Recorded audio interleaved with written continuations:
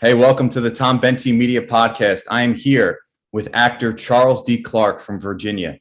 And how I know Charles is through a mutual contact, a mutual friend and colleague, Gemma Michelini. She plays Ovella in my new series, The American Benefactor. She contacted me and said, hey, I know you have a podcast. I know you're interested in interviewing some really cool and inspiring people. And my good friend, Charles D. Clark, is a really inspiring figure. He has an amazing story to tell. He's also an actor, and I think he'd be a great fit for your podcast. So I reached out to Charles, and here we are. So thanks so much for being a part of the podcast, Charles. I really appreciate it.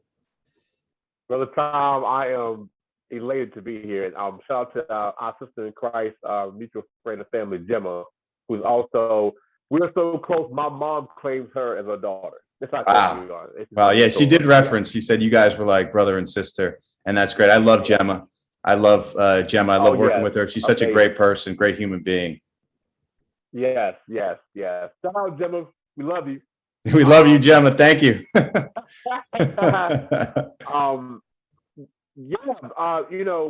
My story is pretty unique. My father died when I was 5 years old in a fatal accident, which was devastating to my life, especially as a young age. And him and my mother got married 2 weeks later.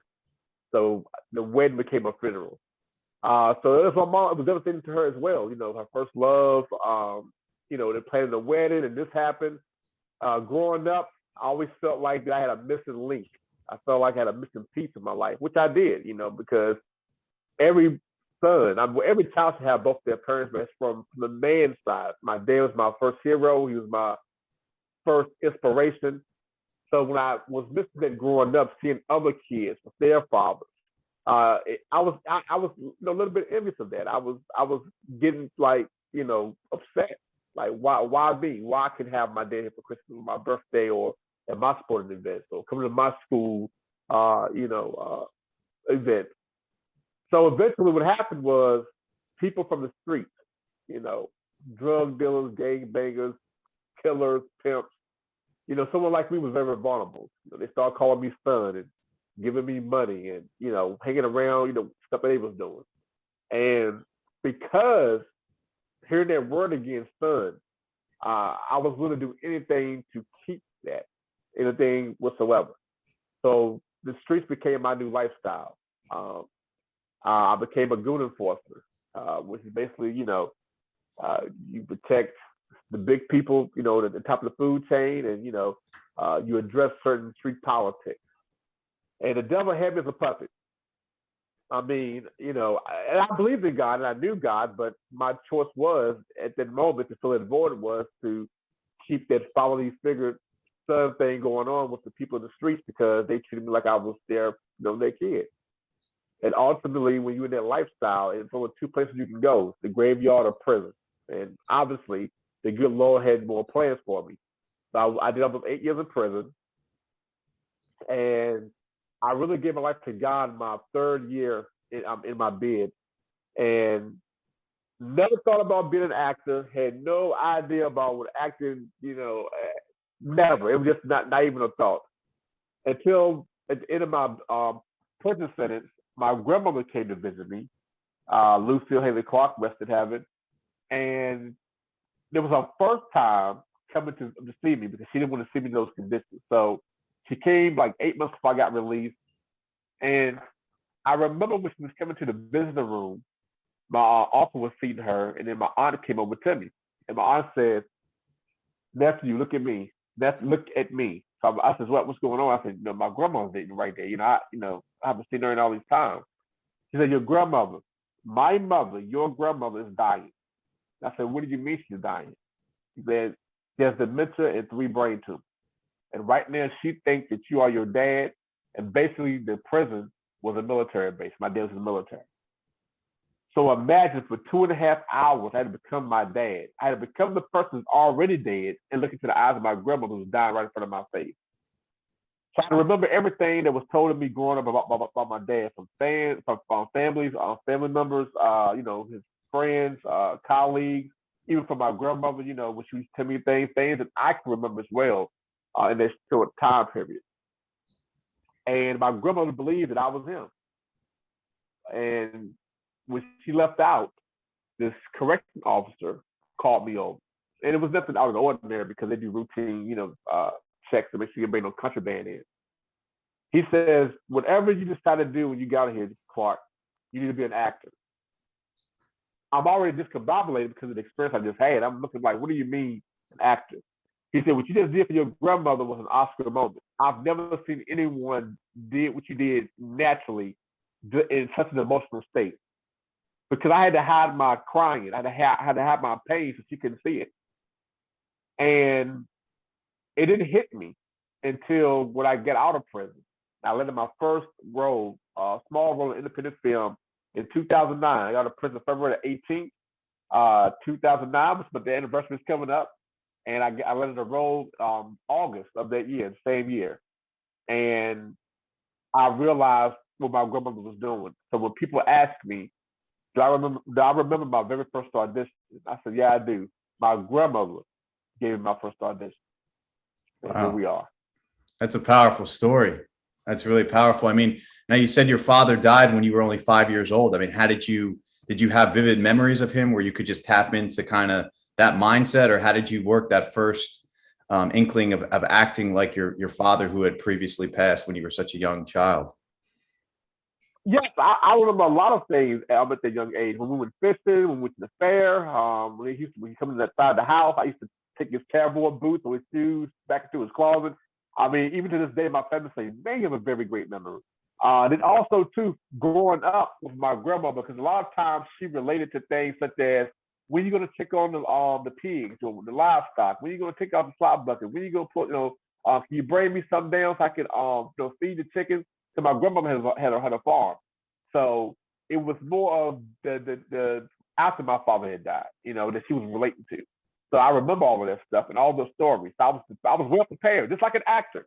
I had to pull from the background foundation and find the reality of what she is talking about, because anything that she suspected wasn't right, as an audience would, it caused confusion. And we don't want to confuse audience, So yeah, I just remember everything she was saying. I remember those conversations, and I would just spit it out. Yes, Mo, I got you. I even brought up, we're gonna bring some chicken on Wednesday, because my dad used to bring her chicken every Wednesday, her chicken platter. The chicken with the mashed potatoes, green beans, stuff from those skillet.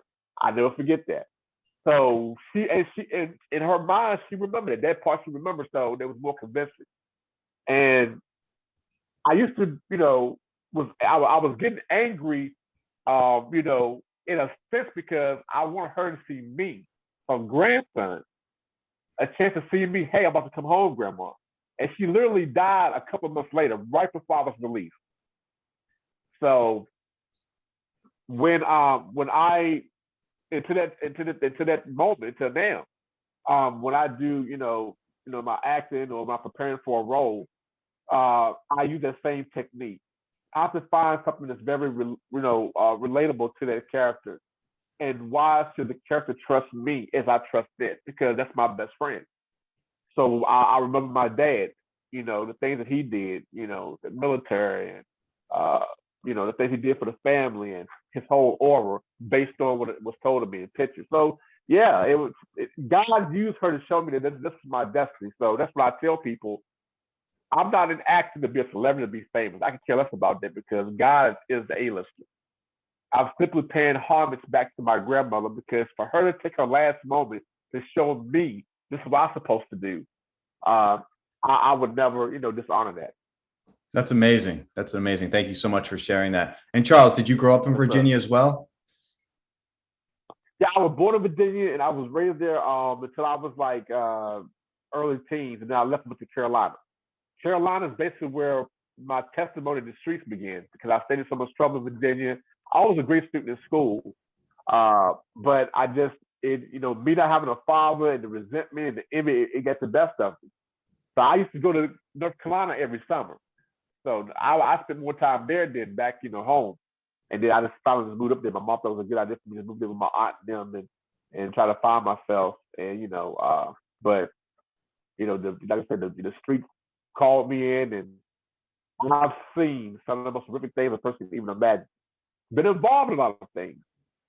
So the fact that God gave me a second chance, I really believe that acting is not the direct purpose of the reason why God allowed me to come back for his glory.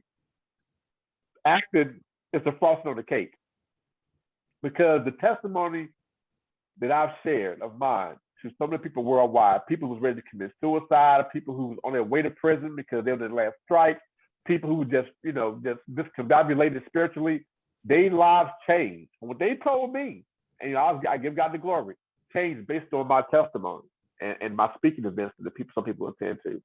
But I think actors, we know as entertainers, we have the biggest platform, entertainers and public figures.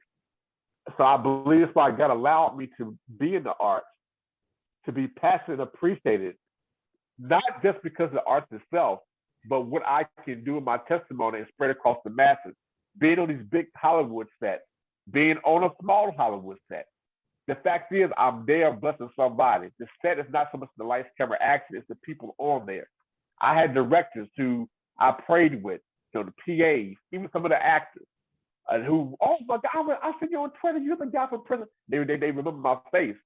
So I think the greatest reward is not so much of I want to get an Oscar one day or an Emmy, which we all need to do. But the bigger reward is the award of taking somebody's life and show them how powerful God is. Wow, that's really powerful. And how do people respond, like when you have this such powerful story to tell? I mean, what's the response that you generally get from people that you relate this to? It's a two-sided coin. The people who knew me back then, it's surprising the man who I am now. And the ones that know me now, it's surprising the man who I used to be. And that goes both ways of saying that both sides are in awe. Because people in the streets says, man, we never thought that you would be the man that you are now. Now we want to change. Now we don't want to gangbang no more. Now, you know what I mean? Or, can you let my kid can you inspire my kids? Can you talk with them? Because they going in that path. I don't know if they're gonna make it out like you do. So it becomes something of a responsibility in a way, which I'm perfectly fine with, because obedience is better than sacrifice, as the Bible says. And then the people that knows me now, they just like, Charles, we just can't see you being that guy, that we read about, you talked about, and you're so humble and so, God written. I said, but that's the change though. That's what I want people to discover. If I was a gangbanger or a drug dealer, anything from the street, will you be receptive to what I'm saying? In the way I dress, in my language, in my presentation? No, you wouldn't. But the person I am now is comfortable, it's inviting, it's powerful. I was that same guy, like Saul and Paul. I was that same guy.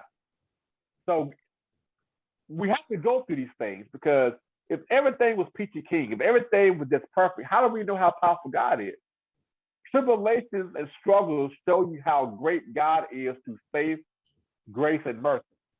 And I've learned that, a long time ago. Even now I get tested. I mean, right when you learn the concept and the blueprint of your purpose, the devil will want you to get a hold of that, because he knows that you're going to destroy his plans. So when you become, if you're mediocre, he don't care if you're mediocre, because you're not a threat. When you become a threat is when he come out with everything he has. He uses you through your family, your wife or husband, your kids, your job, your colleagues, whatever that you care about. That's what he goes after, to try to take up the game.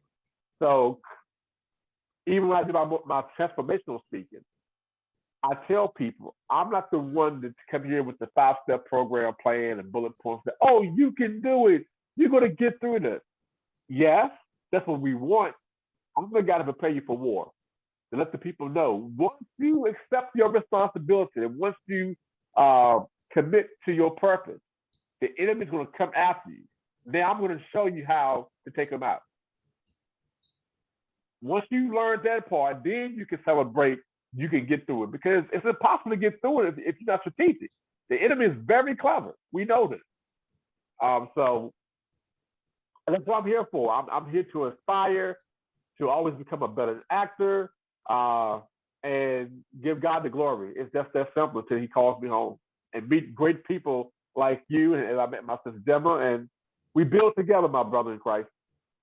Definitely. And if you don't mind, I'd like to talk about that conversion. You said you were brought up in faith, and then you lost your way, and then in prison you refound it. Can you tell me a little bit about that transformation that you went to go from like one part to such a different individual, and with such different mindsets and goals and things like that? How was that transformation possible for you? Well, I remember this, my third year in prison. So when you come to prison, they always be called a prison tour guy. He's a guy that's been there. He's one of the guys that's been there for a long time. He knows all the CEOs. He knows the do's and don'ts in prison, and et cetera. And he became like a father figure to me in prison. And I remember, the third year, I never forget. I was cooking some food and came from lifting weight, and I saw him drop to the floor, just crying. I mean, crying a river.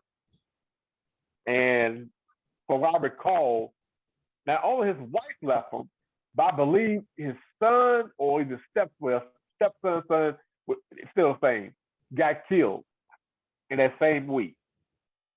And this is the guy that encouraged me and was getting me close to God, to help me understanding why God kept me alive. And I remember going to him and just praying over it. It just came out of nowhere. And I believe what happened was that the devil would numb your conscience. He would numb your spiritual intellect, so you can't feel a certain way or feel a certain care. And what happened was that the fact that this guy had an influence on me and going on the third year in prison, that care that I had growing up as a kid for my family came back. And I believe subconsciously, I recognized that spiritual identity. But now I'm as a grown man. Because people look at me and say, Charles, hey, that was one heck of a prayer. I mean, we didn't pray like that. And I was like, I didn't know I could pray like that. And I had a moment. I went into my cell. I cried maybe, 15 seconds, a quick, like a release, like, man. So the chaplain heard about it. And, every Wednesday and like Saturday and sometimes on Sunday, he had the prison speak, give a great message and everything. And he invited me to do it. And I, usually have about 35, 40 inmates standing there, rotating, out each day. And when I started speaking, it was over 100 that was attending. And then he told me, he says, look, God give you a second chance. You got to get it right this time. He says, you have a powerful voice, your presence. You had to go through in order to become a testimony, because, people from the streets, prison, whatever, when you try to talk to them, the first thing that comes at you, how do you know? How do you understand? And if you just have degrees or took these classes, and I'm not knocking that, but in a reality to most of them, if you can't respond with something that's real, that's genuine, it's not going to last long, if any. So when I tell them, how do I know? Because I banged hard in the street. I was a high ranker in a very violent game. How do I know? I watched my dad take his last breath. My dad didn't die right away. How do I know? I watched people get their head blown off, brains on the wall, smell like burnt antifreeze. And they start looking at me like, wait, whoa. I ain't been that deep. Well, how do you get on Empire? How do you do this? Well, how do you get? Then you got them. That's what I call a spiritual bait. And my strategic way of doing things is that I don't remind people how bad they are. I remind them how good they can be. We already know they're going through situations, the demons in them. Why remind them of that? To irritate the demons, you have to talk about what the demons haven't touched. That's their goodness, their purpose, what God has given them. Nobody's put on earth by mistake, and nobody is born to hate. We are naturally loving breed of a creation.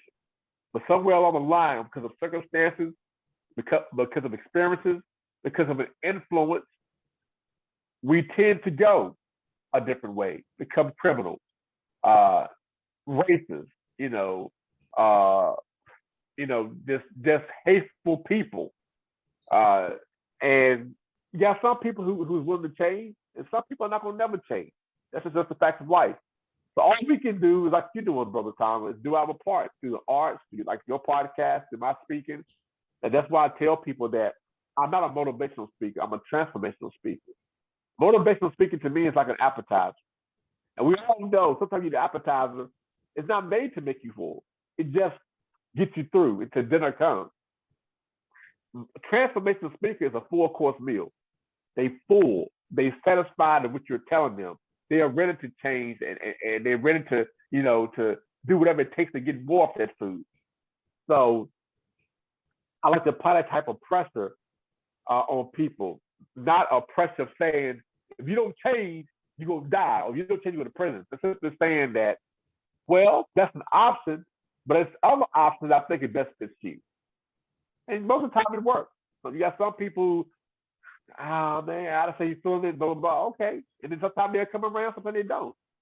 And the reality is, brother, we can't change nobody.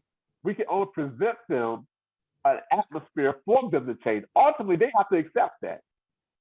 And we become part of their process. So that's the way I've been effective in doing God's work. Powerful words. And where do you speak?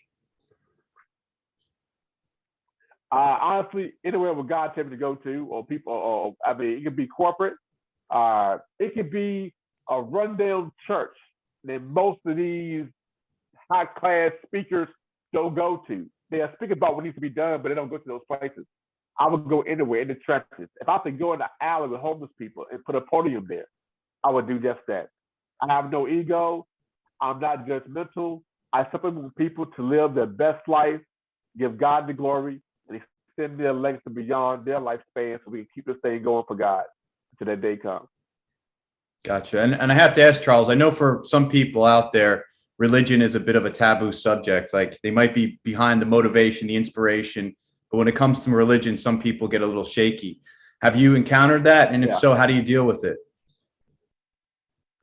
I did one time before, and then the way I handle it, it gave me a way of thinking about religion itself. So what I tell people is that I'm not religious. I'm a believer. I know God exists, and I serve Him, and I know when I leave from here, I'm going to the Heavenly Father because I repent and ask for forgiveness. So when I tell people this right here, I'm not here to tear you down, to make you believe in God. I'm not here to tell you if you don't believe in Him, you're going straight to hell and all that. I don't do that.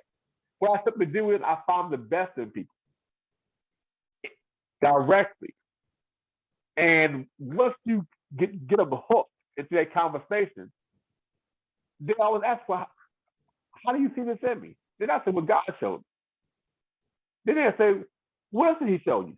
Or what else is He telling you? So now let God speak to me. And that will usually reel them in. Because the thing about it is, as we say, people are sometimes too preachy. And I had to experience myself when I was in the streets. I remember one time I was trying to go to the church to check it out. And the deacon and the deaconette at the footstep, I mean, at the bottom of the stairwell of the church, told me if I didn't, dress a certain way, basically I can't come in. We don't allow anybody to come to this church. We don't want no trouble. So they knew I was running with a gang. And I'm telling, wow, really? So how many other gangsters that came through there you'd have told that? Or why do people come to church and feel like that they're automatically judged? The eyes says everything. People get that look, and if you don't fit in that certain box, then you can't be saved. So what I tell people, the Bible says clearly, when there's two or three gathered, God is present. And I realized that church is not always about a choir. It's not about a preacher in a robe. Church is not even about having a cross on top of a roof or in the yard of a religious building. Church is in here. Now, it's great to see everybody come together in a place of building and worshiping. And I would love to see that. But a lot of it's a very few churches out there who presented old traditional, just coming together, praising God together, worshiping. It's So what I do is that some churches that I go to or attend, I try to implement that and speak on that. And most of them agree. You got some churches who still have their religious politics, but I'm not here to convince anybody anything. I'm here to tell the truth. I'm here to speak what my God have instructed me to speak on, and it's a choice. But yeah, brother, people take this religion thing, man, to a whole different level to where they make it getting closer to God. They make it accepting God extremely difficult for folks. So it's people like us. We make it simple: love, understanding. Not here to say, well, you done this, you done that. We know what you have done. Oh, now what can you do now? We need you in this world. We need you. That person, if you're smoking crack, if you're an alcoholic, if you're homeless, you're not a worthless piece of crap. You are somebody that God has brought to this world. You are a gift to this world. You are stone that need to be dusted. And as people in our position, we're dusting off that stone. And as soon as they see that first little shine, they want to shine some more. And we just keep on pounding that concrete until that thing cracks and they're free to their purpose. That's the way I feel about it. And that's the way God instructed me. I could use the big words and be very articulate. I can, be, in a three-piece suits and look all jazzy like I see a lot of people do on social media. But last time I checked, wardrobe don't change people's lives. It might change it to a sense like, feeling good about yourself. I'm talking about that deep down change in your life, stopping you from becoming another permanent client of the enemy. Because at the end of the day, Denzel said it best. I've never seen a hearse behind a U-Haul. Mm-hmm. Yeah, no, powerful stuff, man. Very motivational. And I'd love to talk about your acting career. You said you had your first role in August, I think, of 2009, a few months after you released from prison. Tell us about how you got into it and the roles that you've had and how you approach your acting career and the acting roles. Well, I went to an event near DC, and one of the people there saw me like, "You'd be perfect for this role. It's small. I connect you with the director. You can email him." I'm just like, you had a little moment like, "Grandma, what are you doing?" Like she's in heaven working. And I was like, "Okay, sure." So when I went there, shout out to New Ways Production, Brian Nesbitt. When I got on set, it felt like I've been there many times before. It was just right. The wires, the cameras, the setup, the crew, the graphic, it's like, whoa, this is where I belong. So I was doing, as we call it, bit roles, feature role stuff here and there. Did background as well, not ashamed. I mean, we all come from that. And a lot of my people that I've met in the industry is because of background. Then I started getting into true crime, playing detectives, TV One and ID channel. And it led up to me getting on Empire. What's powerful about with that show, besides the launch of my career, I thought Empire was being shot in New York because it's a New York setting. But it was being shot in Chicago. Chicago's almost 14 hours from me. At the time, I was working for a firm as a behavioral specialist and a suicide counselor. So I was taking off, used to my vacation days, and I would drive to Chicago as an extra, pedestrian in the streets, whatever. I was a blur, you didn't see me. Thank God you didn't see me because then, I couldn't, get the upgrade. But I drove to Chicago 8 times in a little bit over a month. I'll say about 40 days, 8 times. And I remember the 7th time coming back, and I had to go back there again. My boss called me in the office. She was an Empire fan anyway. She said, "Charles, you can't keep taking off. I know you get your vacation days too, but we need you here because you have to get promoted, blah, blah, blah. So you got to pick one of the two." He says, "Honestly, I say go for your dream. But I'm selfish. I want you here too because you want our top workers." I went home. I had my daughters and around me, and my daughter basically confirmed, God uses the title confirmed. My daughter says, "Dad, go. Just kept saying go." And the 8th time I went up this when they used me instead of a pedestrian, they used me as a backup goon in Shine's crew with the playback exhibit. He was the biggest villain in the Empire franchise. And on my way coming back from there, I just felt like something was going to happen. And 2 weeks later, I got my SAG eligibility letter. because I was doing House of Cards too. And in that same week, a couple of days after I got the letter, before I joined, Empire hit me up and says, Charles, we want you to become a regular goon, a main goon for the entirety of the Jones character. And I was like, OMG, it's about to happen. It's about to happen. And that's what sent me to the roof. So here I am working with Taraji and Terrence and Trey Byers and, the Forrest Whitaker, the Felicia Rashad, who I always call as Gibbons twins. After they have the same acting style, per se. And it went on from there. So I started doing independent films. I started getting featured, roles. And I tell people all the time, from The Righteous Gemstones, from Charms and the Kings by Will and then Pickett Smith. People always say, how do you stay so relevant? I'm the person to believe that if somebody offers you a role as small as a gravel, you deliver it like a mountain. There's no role too small. When you love the art, that's what it is. Even with just one line, 2 words. I love acting, so I'm grateful. And I never have an ego. Now, I didn't come on the set. I'm totally from Empire.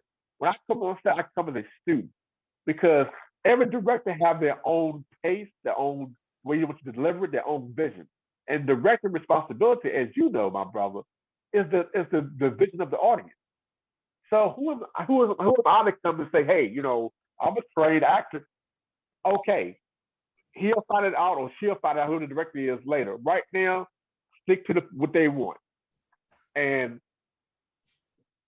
I've been building my resume up, learning. Like people like Gemma. Gemma is one of my biggest inspirations. You know this for yourself. Her range as an actress is phenomenal. There's times where I was, ready to give up acting. I had those moments, and she'll jump right in and say, "No, bro, no, we ain't doing that." And so when you have the type of people in your circle, when you understand the true passion of acting, to become other people, to allow to be transparent without paying a penalty is a gift. And when we had the pandemic, and Brother Tom, I'm pretty sure you definitely understand this, being you know both sides of the camera. Our craft somewhat balanced the world during that big shutdown, because all they could do was watch movies, all they could do was watch TV, all they could do was watch commercials and hear the voiceovers. We played a major part in keeping the world somewhat stable during that pandemic. I mean, that's powerful. That's powerful. Yeah, people don't realize like how much. No, people don't realize just how important these productions that we're putting on are. I mean, some people.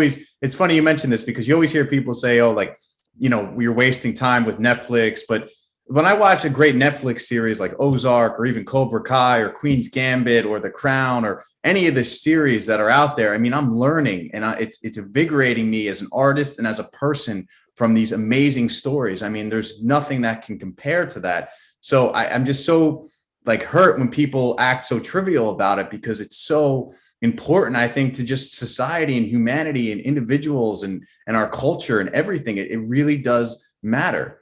So I love how you reference that because a lot of people just kind of throw it out like, oh, it's just a waste of time, but it's really not. Yeah, it's a great responsibility. I mean, we have so many stories from, different genres, from comedy to drama to action packed, suspense, documentaries.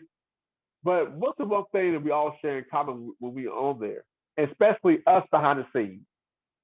You don't see black, you don't see white, you don't see Asian. You see cinematic unity. You see humanity at its best. You see people coming together to entertain the world. A lot of people see us on TV, they see us in movies, and you know this better than anybody. They don't see the long hours for like a 30-second shot. The retakes, the changing the script because the director, oh, wait a minute, let's try this, and then we coming together and we did it, it's a wrap, that feeling because we've given the world something that one day somebody might have a bad day and our specific movie or show brightens their day. or for that moment. When people watch a good movie or a good show, for that moment, whatever problem they're going through, whatever situation they're dealing with, they forget about it because they're in tune with our journey. So, yes, my brother. Yes. Definitely, definitely. So we covered a lot, Charles. A lot of good stuff. Very inspirational, motivational. What's next for you, sir? Man, God got so much going on for me right now. I will say I'm finishing up movie Ball Call, which Jim is a part of now. Uh, she killed it. Shout out to Joyce, Dibble, Candace, West, the whole crew from Listening Productions and the whole entire extraordinary cast of Ball Call Origin.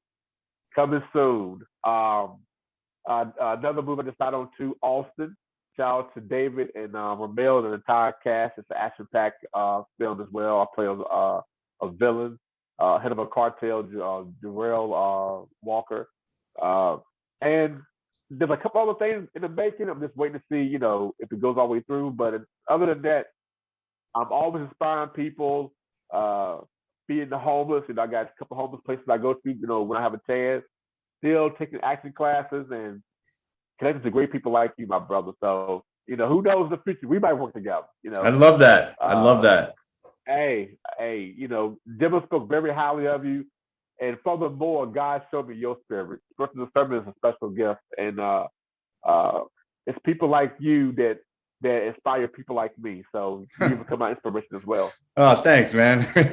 I really appreciate that. Yeah, you're such an inspirational, motivational figure. I'm just trying to do my best, just like everybody else. Like it's, it can be a struggle at times, but you try to stay motivated, surround yourself with good people like yourself and Gemma, and just do the best you can every single day. There's really nothing else you can do. And I hope this podcast and all your inspiration really inspires others out there. And where can we follow you on social media? Do you have like a YouTube channel? Where can we keep up with what you're doing? Of course, I'm everything simple. Facebook is Charles D. Clark. You Google it, everything will come up. Instagram is Charles D. Clark 1980, and on Twitter is C Clark Inspire 7. So CCLARKINSPIRE 7, and on LinkedIn, Charles D. Clark. Cool, man. All right, we'll keep updated. And again, I thank you so much. Really appreciate your time and all the words of wisdom you're providing, and wish you all the best, my friend. You too, and thank you for having such a phenomenal podcast, because it's platforms like yours that give us a voice beyond the camera. So thank you very much. Thanks, man.